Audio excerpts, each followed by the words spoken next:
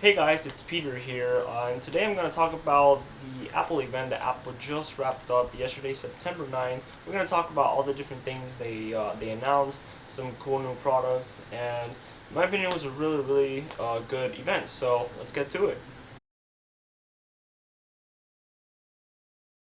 So yesterday, September 9th, Apple started off its event with no updates whatsoever, and they just went right into the first product, the iPad.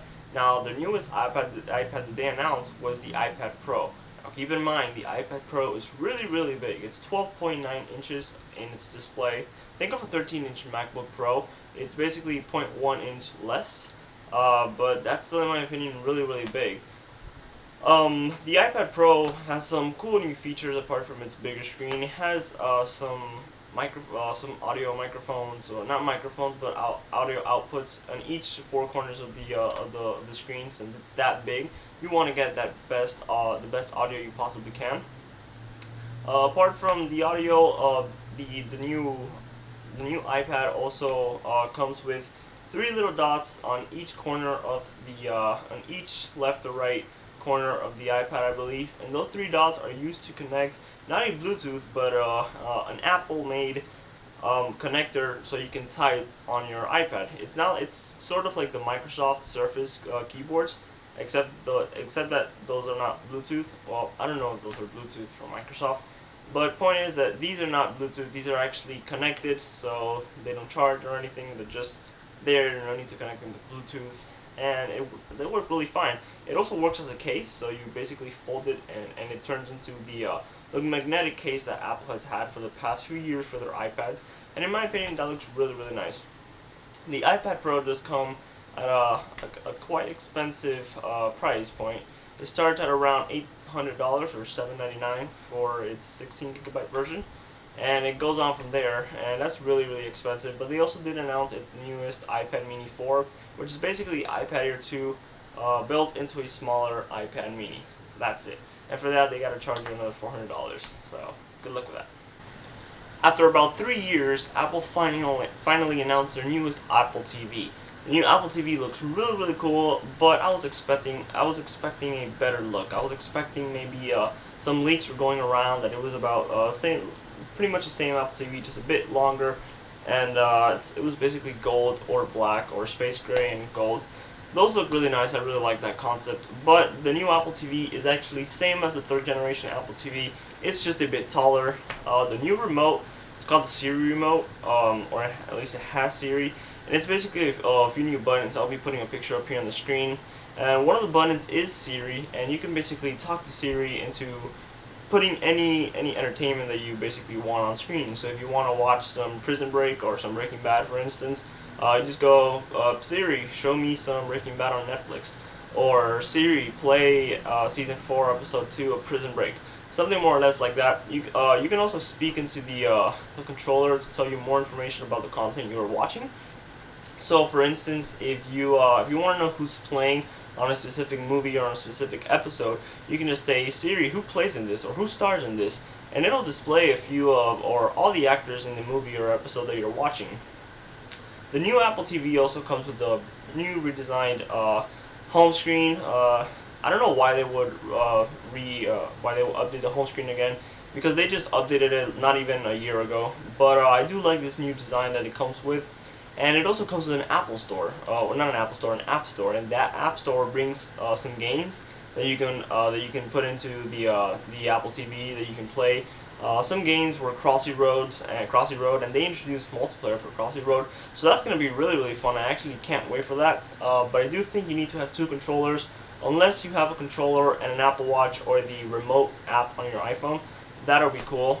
The new Apple TV does come with a new A8 chip included inside the Apple TV, and it does start at $149 for the 32 GB model and $199 for the 64 GB model. I will be personally getting, if I do get it, I'm still not sure if I will get it. I will, but if I do, I will be getting the 32 GB model, because I'm sure that I don't buy much movies on iTunes because they're really expensive, and I also don't. I'm sure I'm not gonna really download that many games or apps. Maybe a few here and there, but I think I'll be good with whatever it includes in its 32 GB model.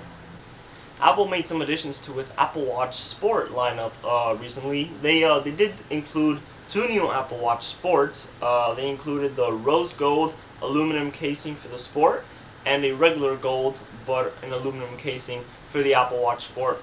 It looks nice, I'm not gonna lie, but I still do prefer the old silver Apple Watch Sport. However, I do rock the stainless steel model. Apple did also introduce a few new bands and their partnership with Hanes. That's the name, right? No, Hermes. My bad. Hermes. It's a company that makes suits and watch bands and all that. And they just recently announced a new watch band for the Apple Watch. It's really pricey, but it also wraps around your whole wrist. So I'm kind of curious to see how that works out. But it does look really nice. It comes with its own exclusive watch band from Hermes. So that's going to be something to look out for. I'm not really sure how you can get that still. But I'm sure we'll get more information on that in the near future. And the best news, Apple did announce its newest iPhones, the iPhone 6s and the iPhone 6s Plus. Now keep in mind, they are the same casing, same model, same design, everything. Nothing really changed in that matter. However, they do have this new thing called 3D Touch, which is basically the same thing as Force Touch that you can use in the Apple Watch, where it's a pressure sensitive screen, I guess you can say. So it reads how much pressure you apply on the screen, and based on how much pressure you apply, a new navigational menu will come up for some options that you can select. For instance, if you're on the if you want to go to the camera app, you can simply press hard on the camera app on your home screen, and it'll display a few new options. As you can see a picture here on the screen, it'll tell you to take a selfie, which that's pretty funny for an iPhone to do. It'll tell you if you want to take a front or a back photo and all that.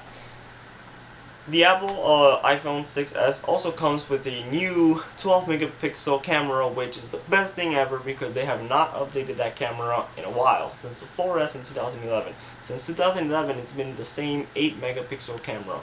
In 2013, they did announce that they were adding more pixels, but it was still the same 8 megapixel camera, just a bit more sharpened. Finally, with the iPhone 6s, we get a 12 megapixel camera, so we can take better photos. And as you guys may know from my Instagram, I love photography. I do take a lot of photos and put them and upload them on my Instagram, so you can go follow me there. It is on screen at Peter_Rollback. The new iPhones do cost the same as they were in the 2-year contract. They start at $199 for the 6s and $299 for the 6s Plus, just because it is a bigger screen. However, the previous 6 and 6 Plus iPhones, they went down to $99. No, to $99 for the 6s. No, 6, and to $199 for the 6 Plus. The new iPhones do come in 16, 64, and 128 gigabyte models. I don't know why Apple doesn't discontinue the 16 gigabyte model, because 16 just sucks for an iPhone. You can't have that many apps and pictures and still expect to have some space left over. But I do know why they do it. They do it for money, obviously, so you can go ahead and buy and spend that extra $100 for the 64 gigabyte model. The new iPhones will also come with a new product red case, so I do rock one of these on. And I also forgot to mention, they do come for the Apple Watch. They did introduce a new Apple Watch Sport bands, and one of them is a product red band. And I just love product red. I have a product red iPod 5th generation, product red case. I just really like the how the product red cases look like on Apple devices. Finally, Apple closed its September 9th event with a OneRepublic concert, I guess you can say. Well, it was three songs, but it was still a really nice concert. I do like OneRepublic a lot, and the previous years they've had artists like U2 and Foo Fighters on at the end of all their Apple events for September, and that's always pretty interesting. Keep in mind there won't be any more Apple events this year. I mean, we're that sure that they won't, because usually what they announce in October are the new iPads, and they just announced new iPads this year. So I'm guessing their next event will be in March, just like they held one in March of this year. They will I'm pretty sure they will hold another one for March, and then another one for WWDC 2016, and then iPhone 7 next year, September. So I hope you guys enjoyed this video. If you guys did enjoy this video, please like and subscribe to my channel. It helps out a lot, and I try to post as many videos on Apple information as I can. You can also go follow me on Twitter at BlueShooter and on Instagram at Peter_Rollback. So thank you guys for watching this video, and I will see you in the next time. See ya.